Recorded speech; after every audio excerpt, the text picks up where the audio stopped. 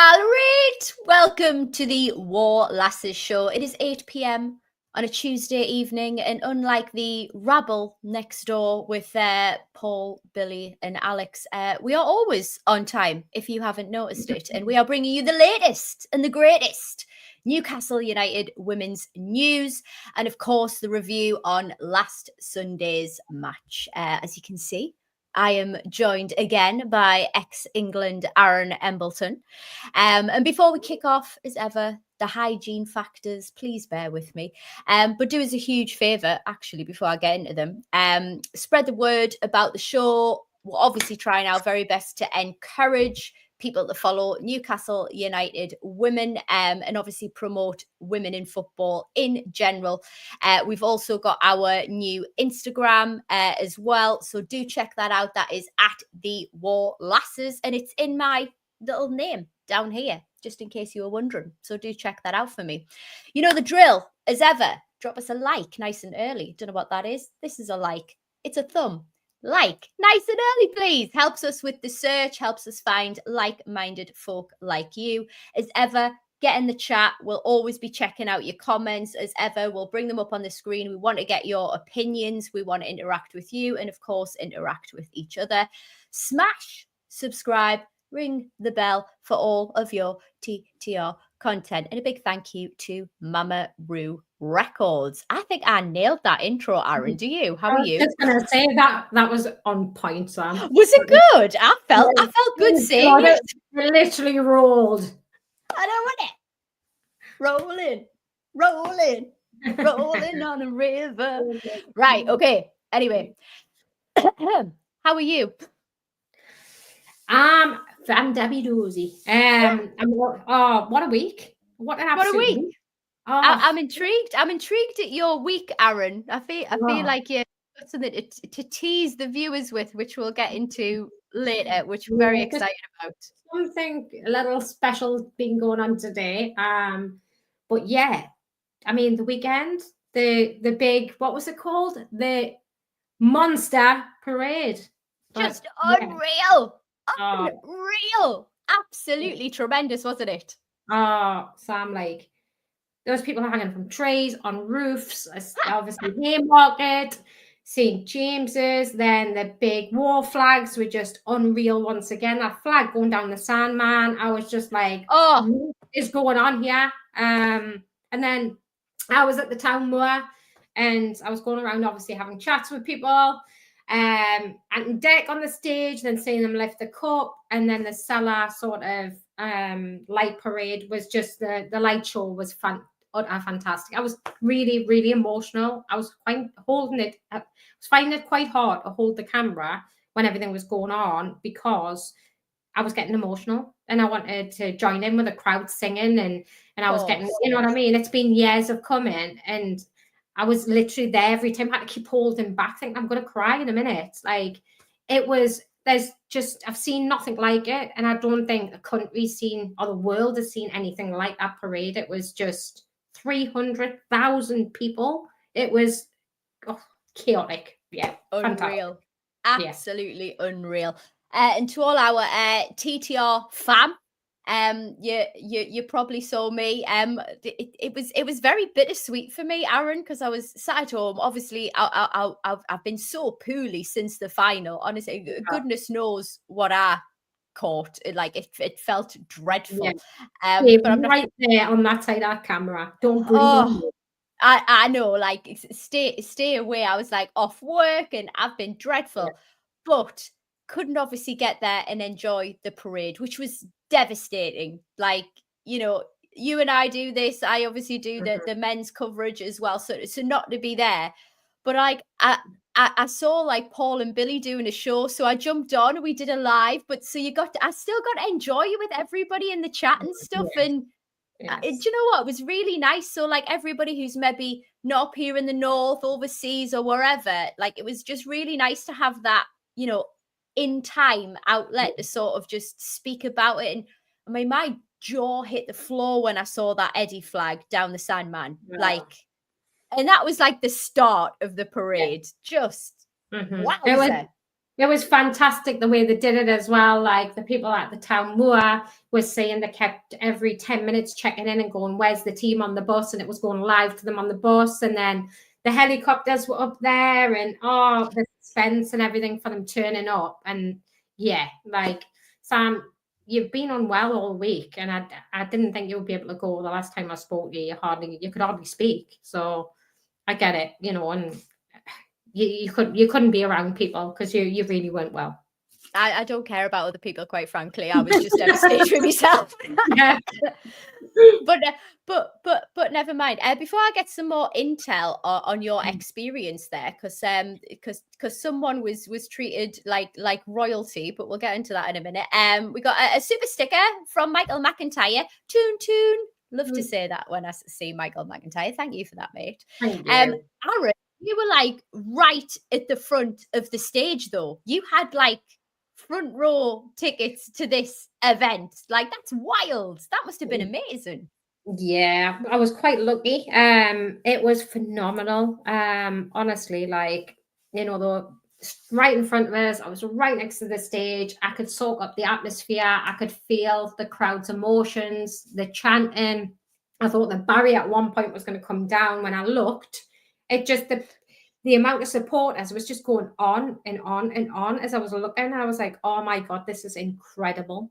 And yet to be able to be at the front and see it all, see Eddie come out with the team. I could see Dan Burns keep having a peek before he came on the stage because you could see the crowd. You could see the players were overwhelmed with how enormous this became. And to be honest, when the councillor came on the stage, she said, we've pretty much in 12 days, we've put together Glastonbury. That's the sort of task we had. Yeah. So it was, it was absolutely fantastic. It was great to be at the front and to soak it up and to see everything front view. So yeah, Sam, like, it was fab. It was fab.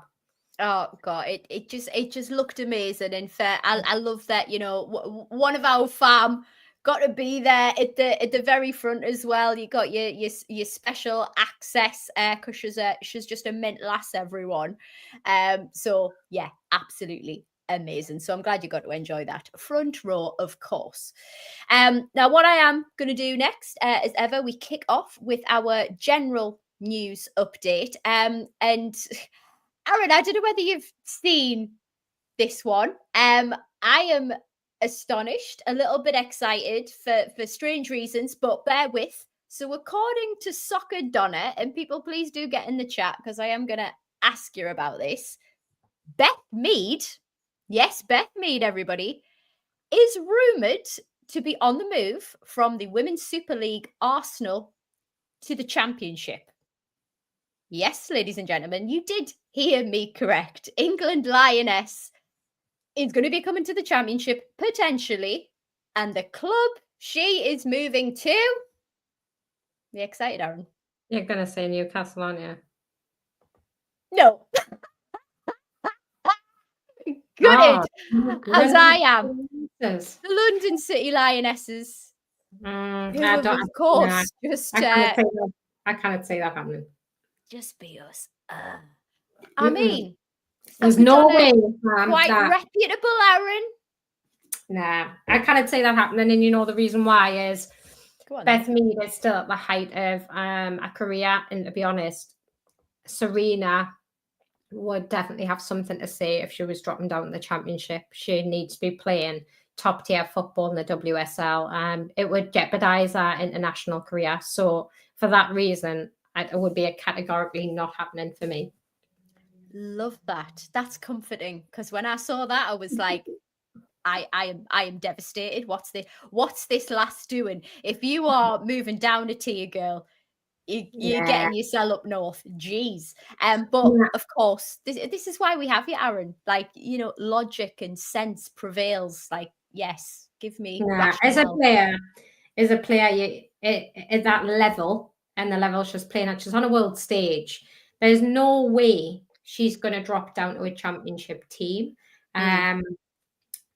She would England career would suffer because Serena can't pick her unless, like she would struggle to pick her unless she was playing at top level football and performing at the WSL level. So I think wherever that came from, whoever's been posting it, honestly, I really don't see that happening. I could be wrong, but it's highly, highly unlikely. Well, I thought it was a bit of a cruel April Fool's Day rumour, because poor London City Lionesses must have looked at that and been absolutely, Imagine that love if they this. did it as a team. You'd be jumping, going, is she coming here? This, that, and the other. Yeah. I did think it was not at this time in her career. Later on, yeah, absolutely, she may drop down, but right now, I'll be shell shocked. I'll be shell shocked. Good. Right. Okay. We're happy about that. We're putting it down to a very, very cruel April Fool's Day prank from Soccer Donna. So nice work. Love it. Right. Next bit of news. Consultancy company Deloitte, bit of business news for you here. Predicted that women's sport revenue is actually going to surpass a staggering $2.3 billion in 2025. Like last year, it was 1 billion. I mean, it's not about like $1 billion. It ain't bad, but that is doubled. That is doubled, and over the last 4 years, I think it was like an increase of 240%. So, Aran, I kind of had a question for you off the back of it. So, we know we have ambitious owners. We've heard from Darren Eales directly in a statement that the women are going to be a big part of the future and absolutely a revenue generating stream that they take very seriously. We can see that they've put the money where the mouth is in terms of investment, which is great.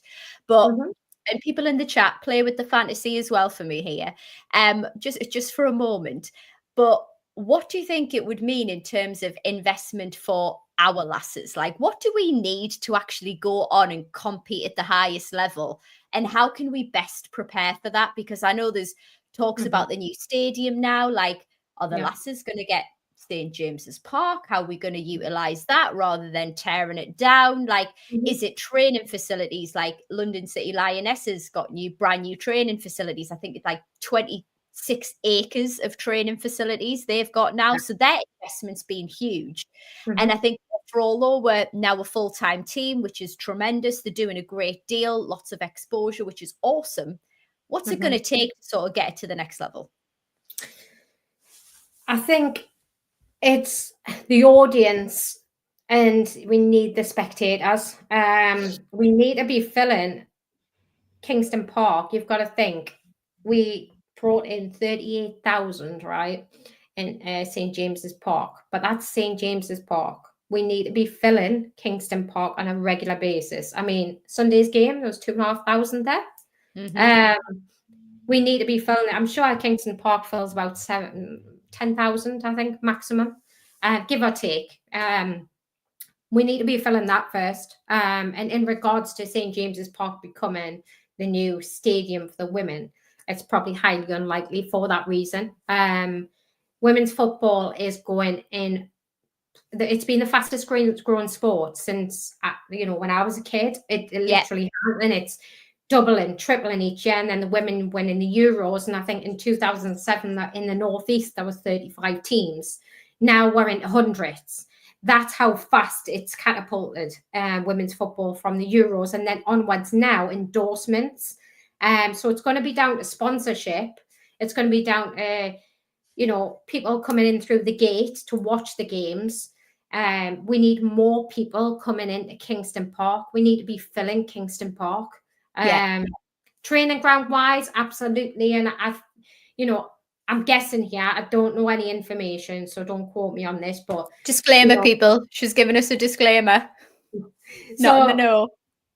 Pretty much, obviously, the men are getting this multi-million-pound training facility that they want to carbon copy the business model of Man City. Now, there's no doubt in my mind, as a club, they're like you're saying, they're very committed now, and they're backing the women to the hilt, and they're doing everything they can.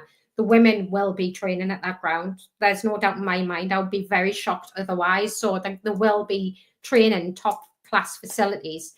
When the women's wages will go up as more spectators come in and watch the game. Now, it's okay once in a while. Like I say, you know, breaking records is fantastic. And you know, to say 38,000 was unreal. But we need to be bringing some of the spectators from the games like that across to the normal Kingston Park Games League games. It can't just be one-off, you know, when it's a derby against Sunderland. The tickets are so cheap anyway. You know, we need more people through the gate, which means more revenue, which means obviously more money to spend on players, which means going up the league, then promotion, WSL, then bringing in, you can bring in your big guns because you've then got your money in the back from your sponsors. So I think there's a lot of work still needs to be done to get to that level. But we're going in the right direction, you know. Right track. And you mentioned something good there as well about all the, you know, the amount of people interested, the amount of teams that we've got in the Northeast now. So a shameless plug for the Wycombe Fellside team that you're going to be supporting. You've got the email address there, folks. So please, if you're interested, you know, go on social media, check them out there, or give them an email there as well. Obviously going to get your coach in there as well. If you know any sort of young women, girls who are looking to get involved, this is absolutely the place to do it. And tell us when that's kicking off. When's that starting? 21st of May, we're going to do an open session. And it's Wycombe Fellside ladies. And yeah, it's, you know, the club currently have a recreational team in place already, and they're a great bunch of lasses. This team's obviously brand new on the side of that, mixed together as such, and it's great to get people. You know, it doesn't matter on ability wise. So please, if you're interested, just reach out. Email, obviously the email address, and yeah, I'm head coach and I'm going to be coaching and taking on the team. So I would love to see anyone that's interested in coming down to come and join us. Yeah, love that. Yeah, get yourself involved, people. Not me, Aran. I am horrendous at everything. So yes, I'm gonna stick to my home. I might get you kicking a football, yeah. Hey, can you imagine? That'd be hilarious. I'd have to like do it for charity or something, just so you could record it and like have a laugh about it. Like some good has to come of it. I absolutely love it. I wish I could have got into it like younger. I wish there was more opportunities like back in the day. I mean, I'm like how old am I? 39 in May. Like if it was this big, like back in the day, like things could have been so different, but never mind. Anyway, Aran, you did give us a little bit of a teaser earlier, and I've got quite a special video, a special message to show before we hear about your wonderful day. So just for context, everybody, Aran sent me this video, and again, Joe to Flo. So I'm going to play it for you now, and then we'll talk about it. Get listening to the Toon review. Get listening to the Toon review. Yes, Aran, how on earth did you get that video? What are you doing kicking around with the Lionesses today? What is going on? Well, Sam, sneaky big.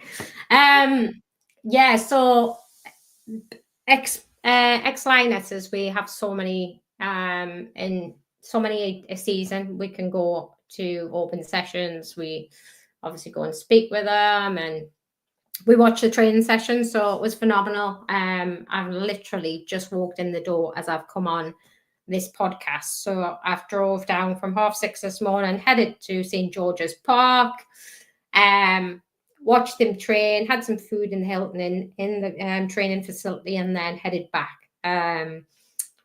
Yeah, absolutely ecstatic. The team were phenomenal. The players were fab. Mary Earps, Beth Mead. I was speaking with quite a few of them. They looked really sharp in training, getting ready for the Belgium game at Bristol. And yeah, it was just great to see, you know, some great finishing from Ella Toon, top corner, top bins every time from her. And Serena, yeah, you know, she was wandering around. She came and spoke. But yeah, overall, it was absolutely phenomenal day, and it was great to be around, you know, the Three Lions home, and all the history there as well. That's in there. You've got the Legends wall.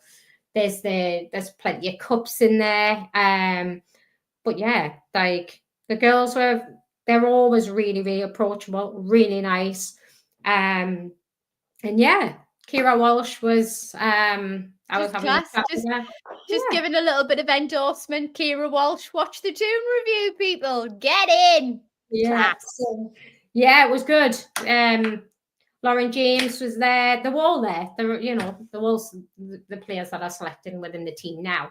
So they're always really good, and they come over and they speak, and we watch them, and yeah, they were a meter away from us training, so it was fantastic to see. And I could say they were all very, very sharp. They did some drills, they did some finishing, they did phases of play with Serena, and then there was a few school children there, which was fantastic to see, who had been invited to come and sit and watch as well. And they were straight away wanting to all around them and wanting selfies with Mary Earps, and it was fantastic to see, you know, and the kids were so excited, and yeah, it was fab.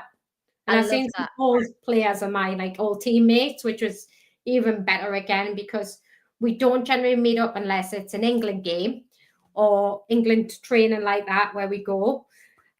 So yeah, I bumped into an old teammate of mine, Rachel. Most people know us now as Rachel Finnis-Brown. She does a lot of stuff on TV. She was there, which was great to see. But overall, like, honestly, that was a fantastic day, and the sun was beaming just to top it off. Yeah, class. I absolutely love that. We do have a bit of a controversial question, Aaron. Oh, wow. Okay. From Lenny. Earps or Hampton, who should be number one? I'm still Earps all of the way. Earps. I've had this conversation today, actually, because I was saying, not with the was it? To say to someone I know, I said, you know, Serena's got one of the hardest decisions that any manager has got, because she's got probably the two best goalkeepers in the world. They're close to it. And who does she go with for different reasons? Mary Earps is very verbal. She commands the team in front of her. She has a good shot stopper. Hannah Hampton, great with her feet. Great down, obviously, shot stopping low. Great in the air. It's a hard call. It's a hard call. You're going to be a politician anyway, as you usually are. So why don't you just be like, either both have such amazing qualities, I couldn't possibly choose. I like both of them, but I think I'm going to have to go with Mary Earps. Yeah, she made a decision, people. There you go. It's going to be Mary Earps. Yeah, that's going to haunt you, I feel. But yeah, it will. So excellent stuff. Absolutely love that. All the Lionesses updates are obviously on their Instagram page. We are going to be posting those training videos as well on our the Wor Lasses page, which is like underneath me here. There we go. So go and check that out, and you can see those exclusive training videos. And of course, Walsh giving the thumbs up to tell you to go and watch the Toon review. We do obviously have the lasses in training for the upcoming double-headed fixture as well. So they're the time for you to go and check that out. So that's going to be a really interesting one. And as Aaron said, they are looking sharp. Moving on now to the Newcastle United Women's news, of course. We do have Becky Langley with her brand new shiny award, the Utilita Performance of the Week award. So that was 4 days ago after the Derby Day victory over Sunderland. So great stuff from her. You've also got Amber Keegan-Stubbs. She does some fantastic work in the community, and that's just continuing.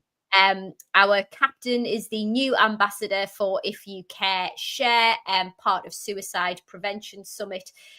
She does loads for the Newcastle United Foundation also, so it's great that she's stepping out with things and getting public. And we've also got our international call-ups. So Gregory received her call-up for Scotland as an international, which is great. She will be making up the squad playing Germany, I think it is. They also have a double header fixture. You've got Gregory, you've got Wardlaw as well. She's been called up for Scotland as well.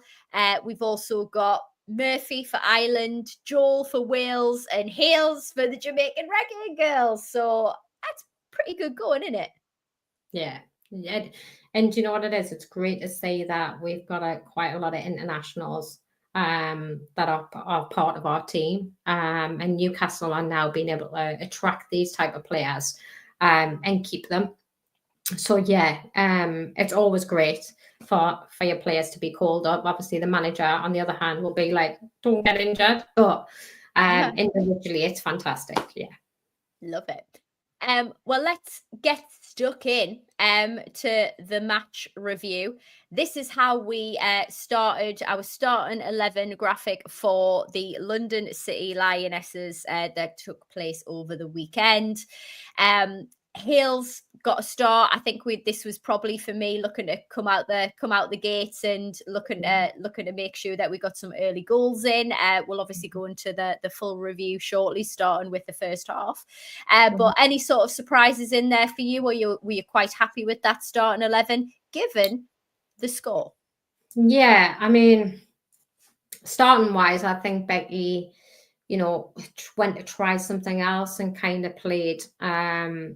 Changed Gregory, put her on the bench, wanted to put Hales up, but also didn't want to drop Murphy because the two of them are very similar players up front and they both do a hold and centre forwards role. She didn't want to drop Murphy, but she wanted to play Hales because of her scoring record. Every time she comes on or when she's playing, she scores. So yeah, how can you make that happen together? So yeah, she played them together, dropped Gregory.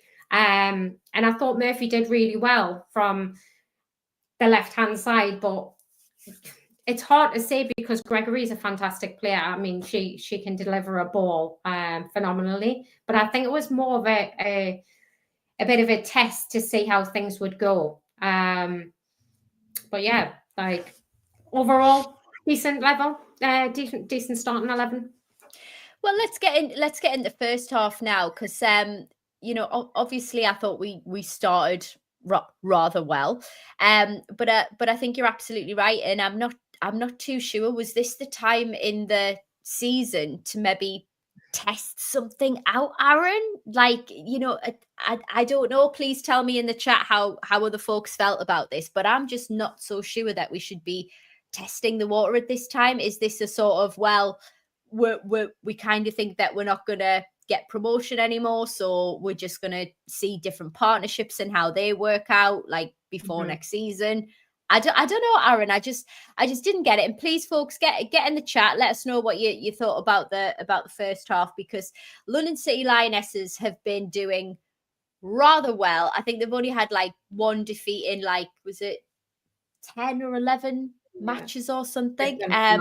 Doing really well. They've got their new fancy 26-acre training ground, and I think we were just excited to sort of have that return fixture. It was our first game of the season, I think it was, that we played in the championship. So yeah, I am not so sure. Jazz obviously kicked us off. I thought we had a really decent, probably holding formation initially, and within, it felt like seconds, like it was under a minute. I can't remember the exact timing of it, but it was under a minute.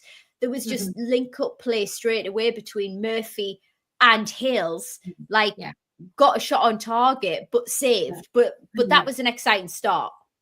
Yeah. In the first, what I think was the third minute,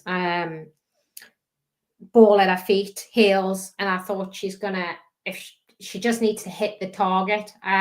She did, but the ankle was very tight and the keeper palmed it over the bar. It was good reaction save from the keeper. I thought that good start for the first 5 minutes. We had a couple of chances in there. We created. We looked dangerous. Mm-hmm. I thought possession-wise in the first half, it was kind of neck and neck. I think 50-50, I would say. But for us, I mean, they've got two fantastic players, ex-Swedish internationals that have had a huge career. You've got the likes of Asllani. I mean, she was world class. She controlled the midfield. She did that for Sweden against England. Do you know what I mean? Like she's a class act. And I mean, she's played for Real Madrid, AC Milan, Paris Saint-Germain. The list goes on. So she's dropped down to play the championship level, and us, the midfield was going to have to cope with that.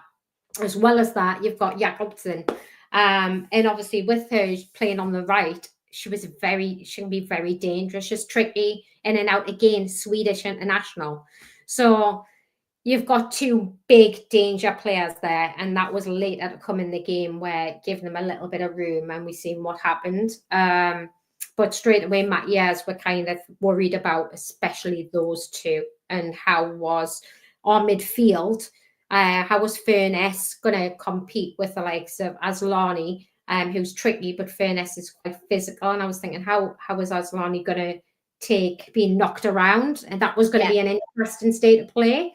And I thought it was a bit in the middle. It was still neck and neck. I just think we got punished at times in the gaps. And I've said it week in, week out. Like we've conceded goals in the same sort of way. Although we didn't concede it as such this way this week, it's still proven to be an area of improvement for us at Newcastle. Is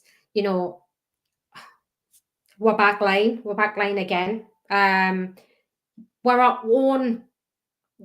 We make our own errors, and the first goal was created by really because we didn't clear the ball correctly, which caused the goal. So like first half, I mean, it was hard. It was neck and neck, 50-50. I thought we held our own. We did. We came and waved back at them.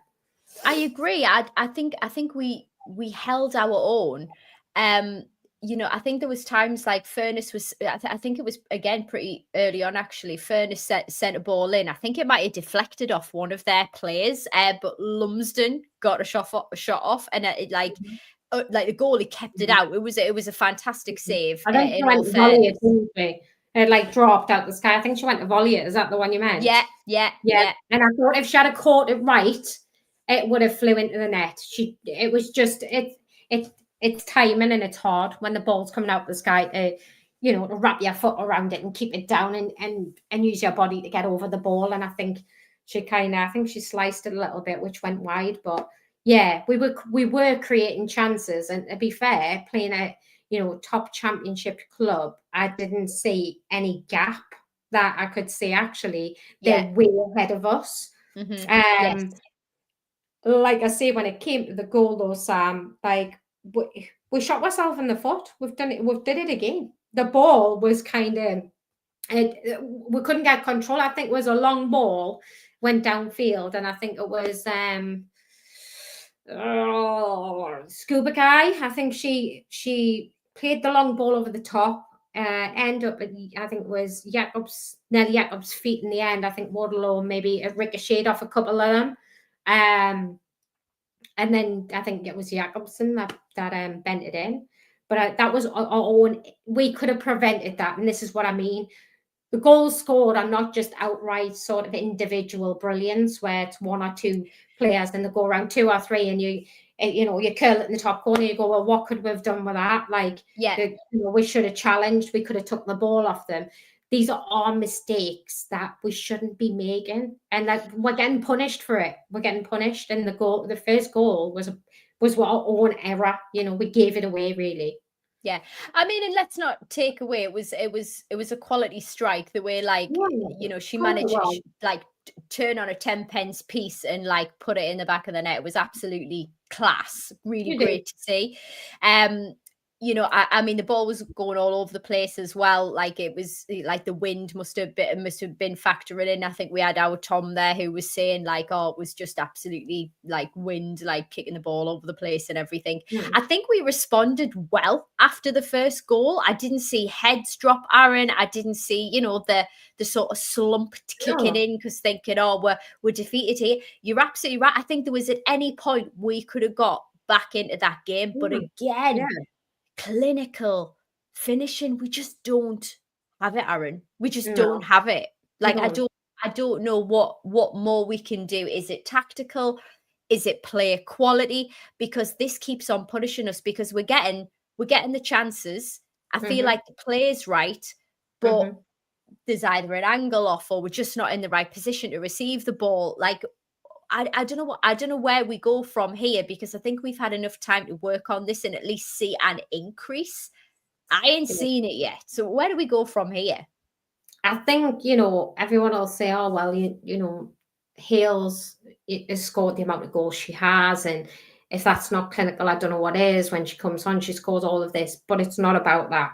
It's about how many chances do you create as a team and how many you put in the back of the net. Now, we created 14 chances in that game in front of goal. That's the whole game, not just the first half. And we put one away, right? They had 8 chances and they put 2 away. And this is a repeat pattern every game from us. That we're creating the chances, so you can see the wingers are doing their stuff, the midfielders are there, they're supporting. The team is creating a lot of chances, more than majority in the league, but we're not finishing. Well, our ratio isn't great. So I think phases of play from Becky, you know, whether that's crossing and finishing for your centre forwards and your midfielders. I do see Jazz McQuaid in the first half, you know, she was driving with a ball through. I seen Murphy driving through with a ball again.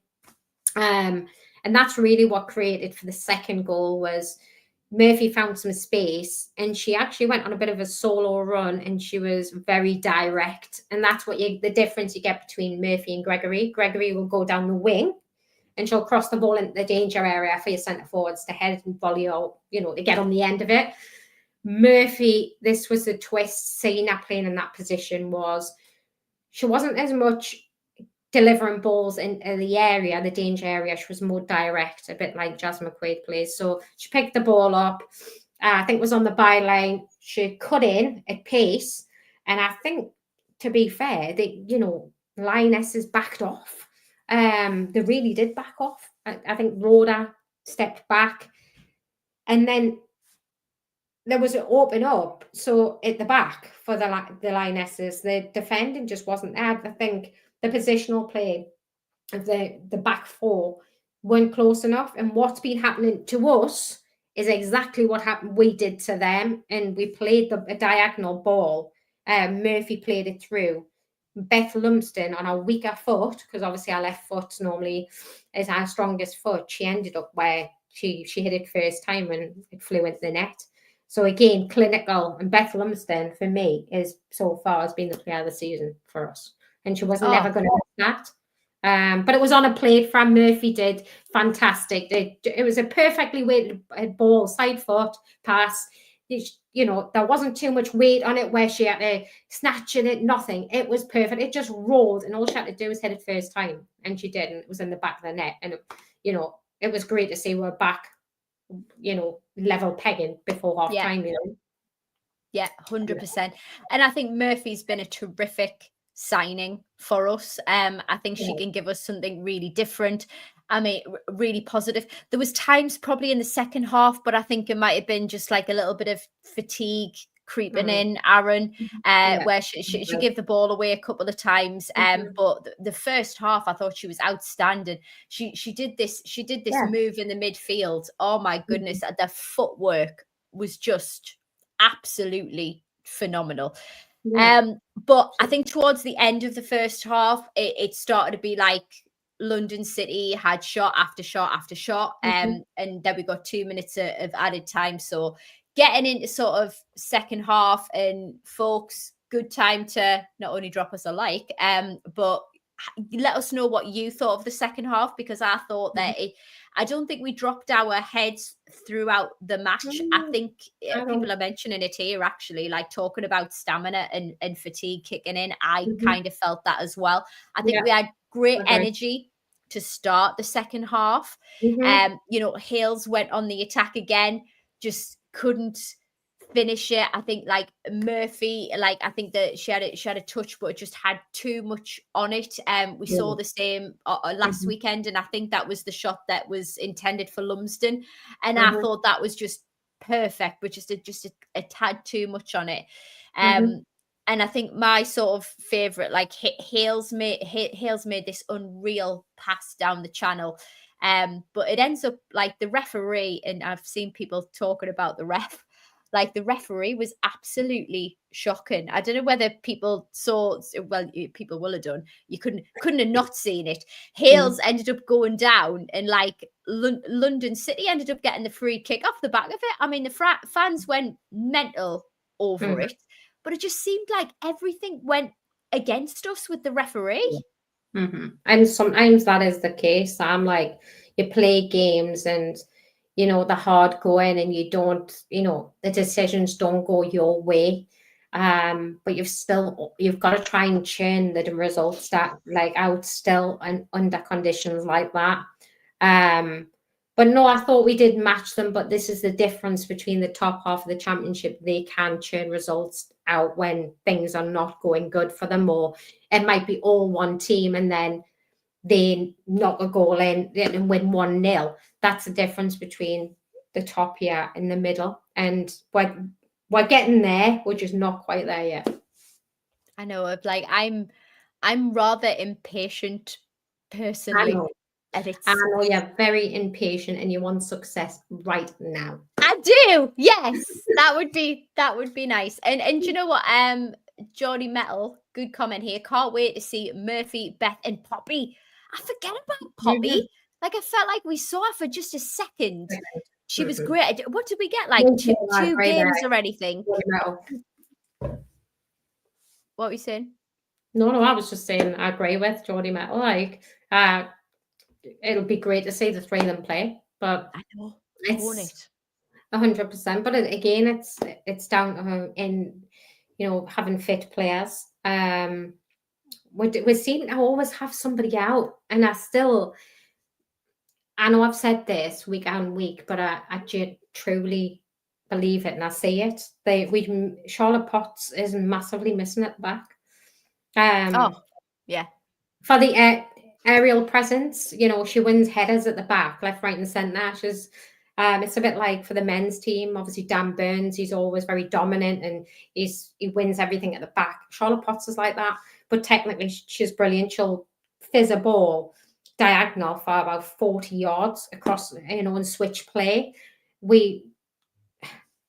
She organises the back four, and I feel we're missing that communication and organisation, which has cost us in games, and we've conceded quite a few lately, But you know what? Hey, shush. Sorry, she's feeling quite excited about it. She does. She just loves the sound of her own voice, a bit like her mum. But what I just whit her on, don't I? What I love about Potsy, and like I find it hard to say a bad word about her, but and you were sort of touching on it here, the leadership qualities. She just calms that back line down. She'll direct people into the positions where they should be. And I think we've seen things like that in terms of like the sort of breakdown of communication when people are starting to stray. But I tell you what, Matty Lewis has asked a good question here. Do you think Poppy will come back to us on loan again next season?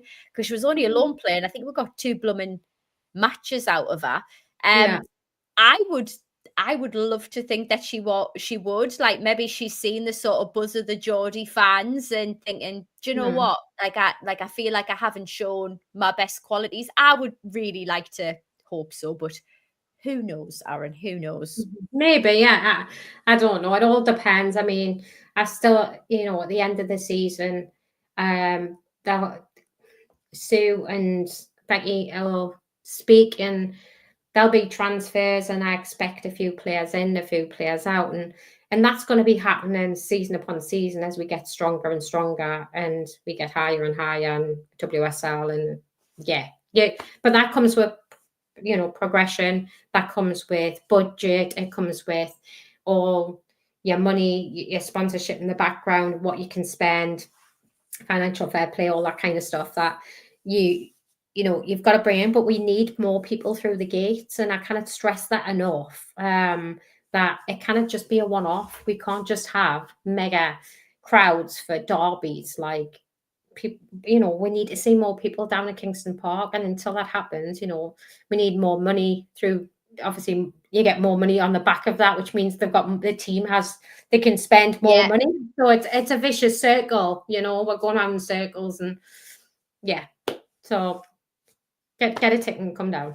Get a ticket, get yourself down. Yeah. I think it's going to be one of those things where it may be slow, but I think, do you know what, like, success is going to breed that in-person fan base. I think it's great that we do have matches at St. James's. We should absolutely continue to do that, because even if we get like a handful of people, yes, we're thinking, I agree. This is entertaining. This is great. Like, let's get down. Let's watch it. It's a relatively cheap family day out, which people should really try and get on board with a bit more. But let's crack on talking about this second half, because I think it was Lumsden again, Aran, around about 50 minutes. Like, I think it was from a free kick, and she's just lethal from them. But there's some elements of like set pieces, like I think like corners, like we went through this purple patch of being like having really great set pieces and being really threatening.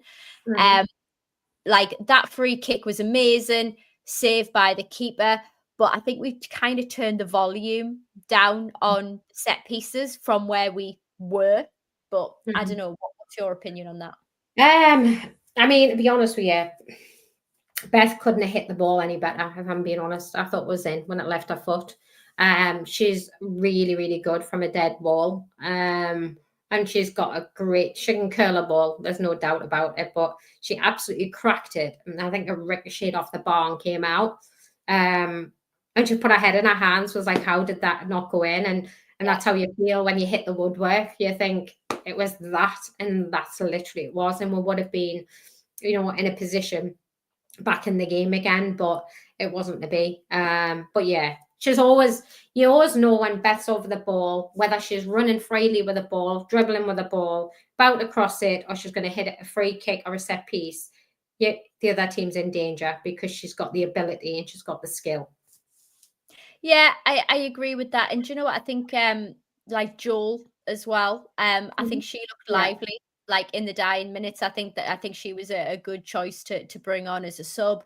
You know, we got like I think 5 minutes of extra time, and Lumsden is still gan for goal, just like still going for it. So it was a shame, because I think we deserved more. I think we didn't look out of place, as you said, playing top, you know, top league opposition.